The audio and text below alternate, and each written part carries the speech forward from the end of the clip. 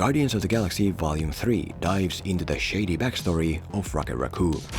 When Rocket gets mortally injured in a kidnapping gone wrong, the Guardians must set aside their differences and find his mysterious creator to unlock a way to heal him, in a mission that is like Groot would call it. I am Groot.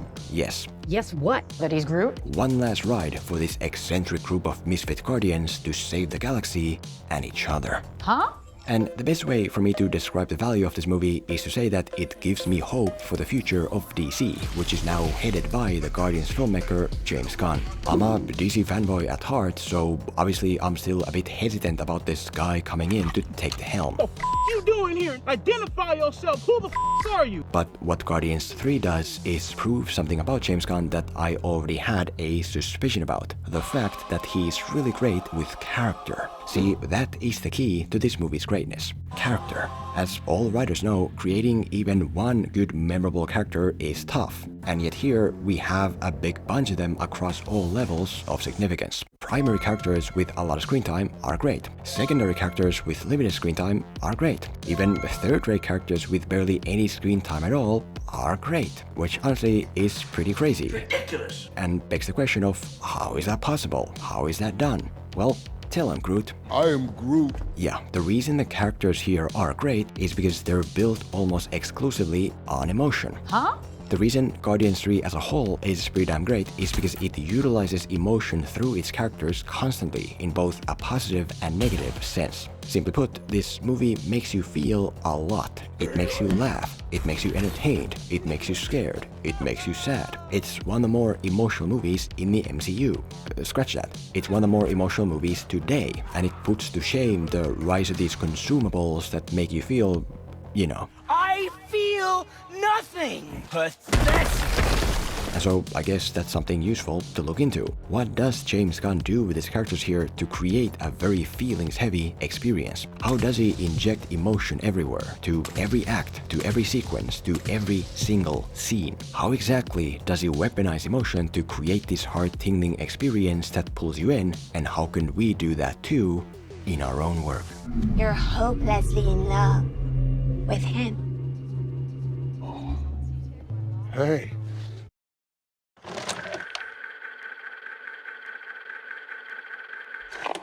The first emotional weapon used here is the choice to base the plot and character actions on saving someone else in need, but without falling into the usual destructive pitfalls that come with it. Like I've already hinted at, the main narrative here revolves around Rocket being attacked by a henchman of a shadowy villain in an effort to retrieve him, which leaves him mortally wounded. Why would Rocket have a kill switch? Someone considers some proprietary technology set to destruct if anyone goes poking around inside him. He only has a matter of hours to live, so the Guardians must race to find his creator and bypass his self-destructive coding to save his life. It's an age-old writing prompt, and it kind of just works. The fact that someone we and other characters care about needs saving makes us very emotionally invested in the journey to save him. But the issue with this writing prompt is that it comes with self-destructive coding of its own. The fact that it leaves that character passive and emotionally stagnant.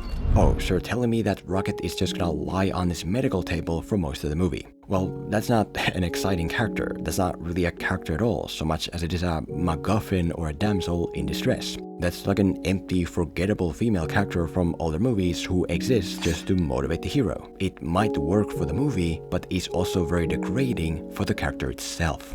Oh, so you're telling me that Rocket is just gonna suffer through most of the movie? That he coughs in dying pain in the present and cries and howls in agony as a test subject prisoner in the flashbacks? Well, that's gonna get pretty old pretty fast. There's only so long you can be captivated by someone else's exclusively negative suffering. Only so long you can listen to someone mope and agonize until it gets fatiguing. I've never met Paul Dano, for example, and yet his movies have still successfully convinced me that I dislike him, simply because he's always whining and complaining.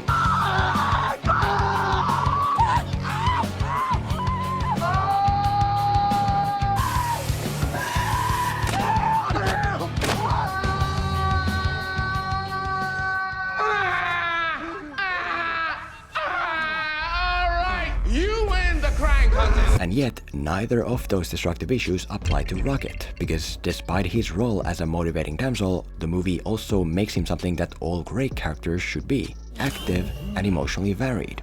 Even though Rocket mostly just lives on a medical table in the present, he gets his own storyline in the past. He's this intelligent test animal for this galactic creator, and he's made to believe that after his work, he gets to go live his life in a new world. That's the new world, where the experiments will go once they're ready. As in, he has something of his own to move toward, which means there's motion, which means there's worth in watching him. Then, after the new world turns out to be a lie, he pivots to flee the laboratory with his friends, and then at the end, he becomes the primary force in settling things.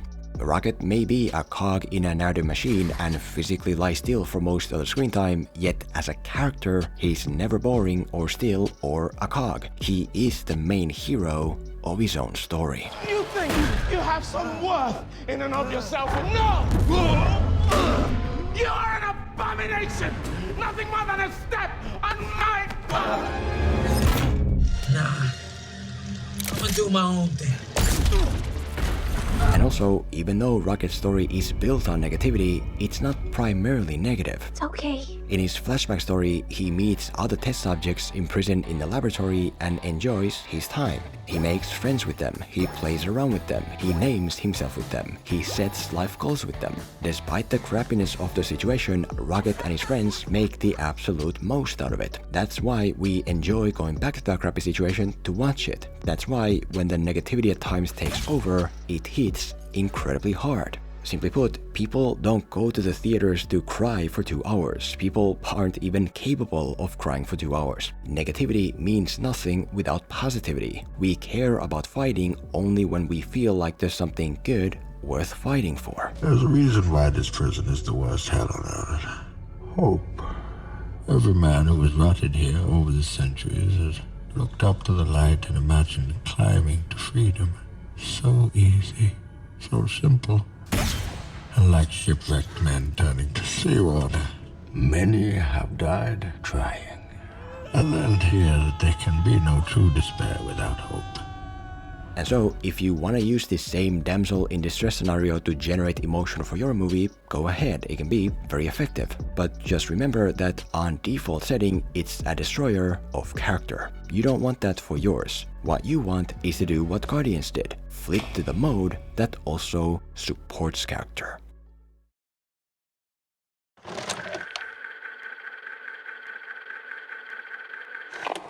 The second emotional weapon here is the choice to expand character relationships beyond straight lines into more freshly specific shapes and types. A great example of this is Golden Superman, a henchman of the main villain sent in to snatch Rocket, which on its own is a potential issue, because how many versions of this character have we already seen? I mean, he is Superman and he is golden, which is something different.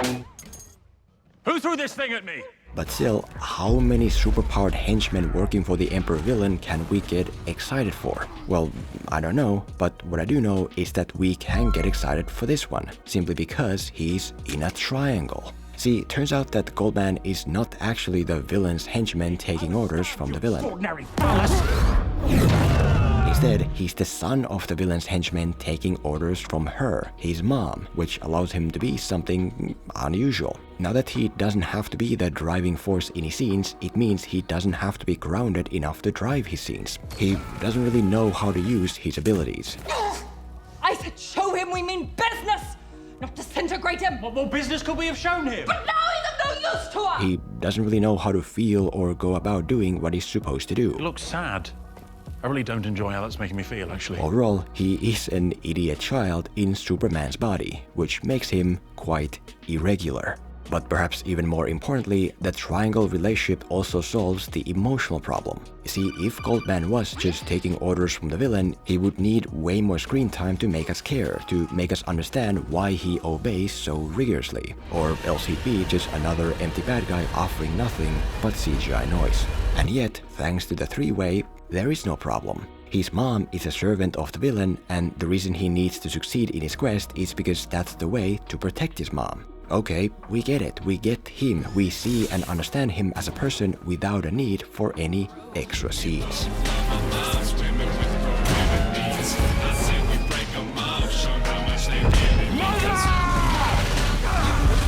And in this manner, you can find relationship triangles and three-ways and four-ways and whatever all over the movie for all kinds of emotional purposes. I am Groot. Gross. No, not like that. Yeah, no Groot. Gangbangs are from a different kind of movie.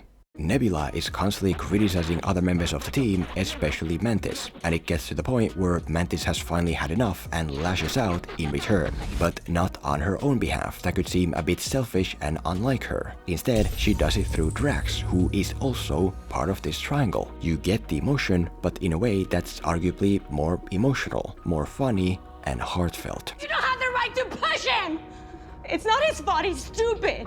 He makes us laugh, and he loves us. How is that a liability?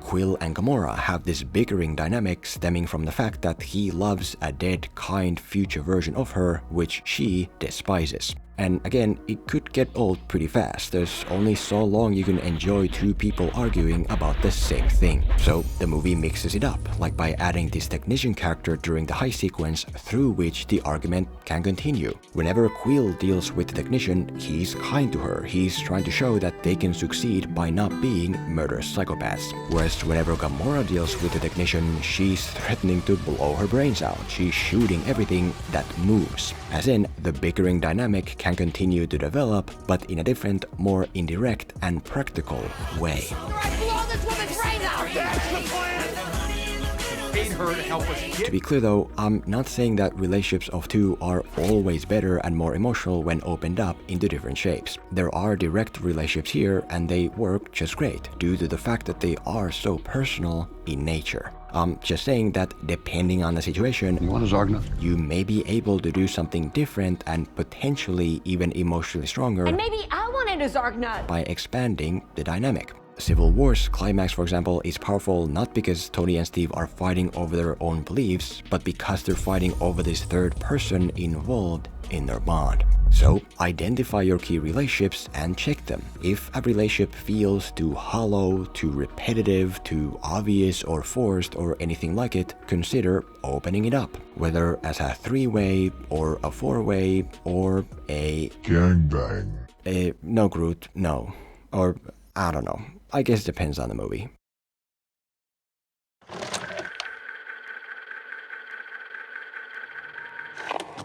The third emotional weapon used here is the choice to inject conflict into not only hostile relationships, but friendly relationships as well. A great example of this is the bond between the Guardians' home planet commander and the Soviet space dog.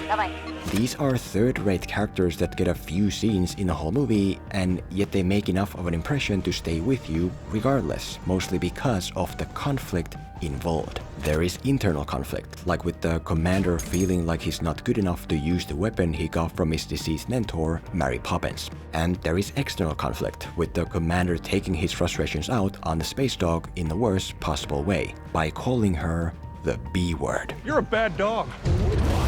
Do not say that to me. You are. You're a bad dog. Take that back. Come on. And this conflict is central in all their scenes. It's the value they offer in addition to the plot purpose they serve. It's like the meat around the bones of the narrative. It's not just a funny space dog hanging out on screen. There's something specific you can associate with her. If she is, in fact, a bad dog. It never stops hurting. It's not just a dude using the CGI weapon of Mary Poppins. There's a point to him using it. It feels like something because he overcomes that internal conflict as well as external conflict in doing so.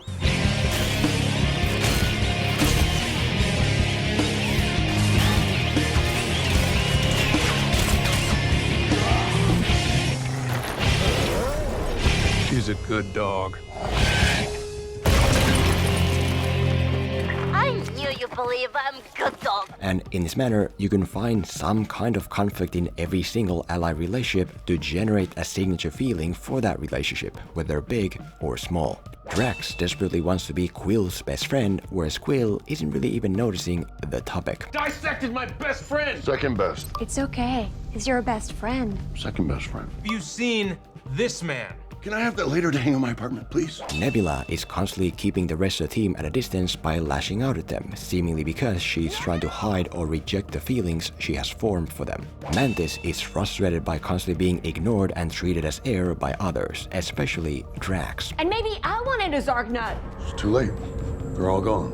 Those conflicts generate the content for the scenes shared by these characters. They give the relationships a unique signature that you can identify and take with you. But even more importantly, conflict between allies is crucial because of one simple thing. Conflict is the source of drama, and drama is the heart of entertainment. No conflict, no drama, no entertainment. One of the biggest conflicts here is the one between Quill and Gamora. He's hopelessly in love with another version of her, whereas she can't even stand the idea. It's something I've previously called hot coffee, an unresolved issue brewing underneath their scenes to generate the emotional value for the scenes. That's where you get the comedy. I miss you so much. Peter, you know this is an open line, right? What? That's where you get the situations. That's where you get the sadness and the happiness and everything in between. Whereas if that conflict wasn't there, then what would there be? If in the high sequence they just nicely work together without issue, then what's for them to do? What's the value their bond brings into this? Yeah, we still have the hostile conflict value with the infiltration and the Among Us mission and the fighting and all the CGI. It is very cool. But what I'm getting at is that by itself, it would feel pretty empty. That's the bone of the sequence and it tastes like bone. Whereas the conflict between Quill and Gamora is the meat on top of it. And listen, filmmaking is never binary, it's never ones and zeros or black and white. Sometimes, if the hostile conflict is strong and dark enough to fully drive a scene, ally relationships might even work better without conflict. My point is that you as the writer shouldn't use that as an excuse to avoid doing the work. Yeah, you could just have things be okay between the heroes and have them worry only about the enemies in front of them. But if they have nothing else to worry about than what's in front of them, odds are it's not gonna feel as powerful. Batman and Superman fighting a CGI monstrosity may be entertaining, but Tony and Steve fighting each other over Bucky's fate feels like much more. So do yourself a favor and identify some authentic central unresolved issue for, if not every, then at least most relationships between characters who are narratively on the same side. Sire, you have an irrational obsession with this animal. You must stop her. At the end of the day, it's a simple choice. Do you want your film to taste like bone, or do you want it to taste like meat? All the Guardians coming together at the end will always feel bigger when throughout the movie they have not been quote-unquote together.